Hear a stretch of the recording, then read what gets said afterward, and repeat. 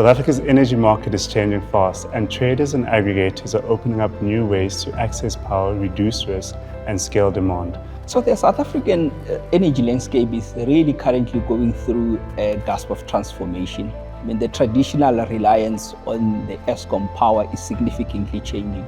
But now we are seeing aggregators being key in this transformation. And the aggregators, what they are providing is more beneficial even for off-takers, because they're providing power that is better suited for what off-takers are looking for. In practice, what these models essentially look like is that whether or not you are a large CNI player, you can then acquire green electrons from a platform.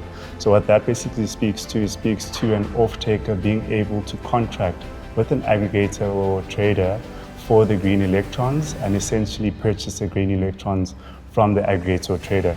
Essentially what that also enables is that the prices or the tariff at which the end user or the off-taker will then be charged might be significantly reduced, which is where the benefit then comes in. But what this essentially does is that these platforms allow for the end user, such as yourself and I, to be able to access the green electrons on a platform that is easily accessible to all.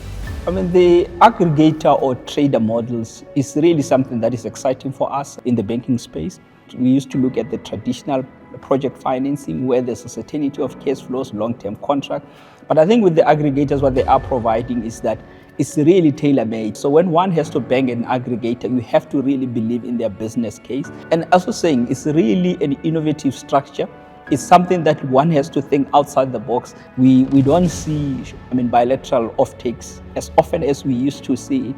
And it really seems that the market is also shifting towards the trader model. An aggregator deal is viable because of three main key factors that we traditionally look at from a banking perspective. Firstly, it's a sponsor. Secondly, it's a power purchase agreement. And thirdly, it's the off-taker. We need to rigorously look at all three of these components to ensure that the opportunity that's brought to us as an institution is a bankable opportunity. As we continue to see the market evolve and South Africa progressively move towards a more merchant market, the most critical and most important thing will be policy reform, and I must say that we're quite encouraged to see some of the policy reforms that we've seen come forward in South Africa and the promulgation of certain laws. We are progressively moving away from a single utility providing electricity to a more competitive market where electricity generation is almost being democratized to a number of other IPPs or independent power producers. One of the issues I think need to be resolved is the issue of the grid.